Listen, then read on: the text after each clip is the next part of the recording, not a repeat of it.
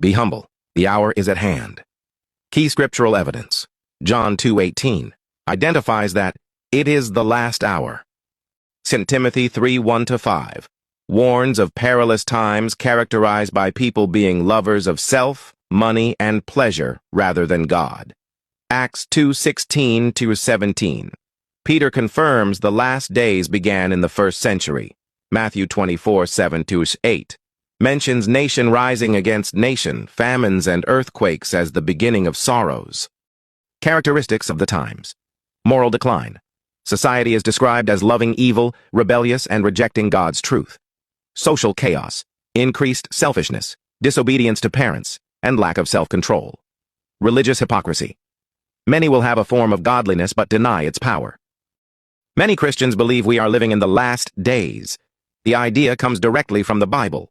For example, in 2 Timothy 3:1, Paul the Apostle writes, "In the last days perilous times shall come." In Hebrews 1:2, it says, "God has spoken to us in these last days by his Son."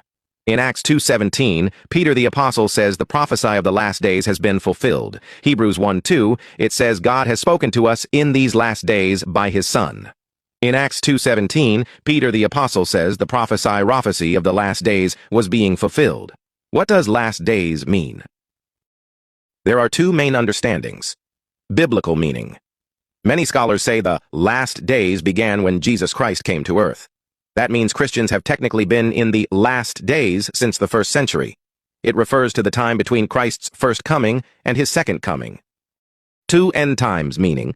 Others believe we are now very close to Christ's return because of wars and conflicts, moral decline, natural disasters, global unrest. These are often connected to Matthew 24 and Revelation. So are we living in the last days? From a biblical perspective, yes. Christians have been living in the last days for about 2,000 years. But whether we are in the final moments before Christ returns, no one knows. Jesus himself said, "But of that day and hour no one knows." Matthew 24:36. If you'd like, I can also explain signs of the last days, what Revelation says, or how Christians should live if these are the last days. What made you ask this question?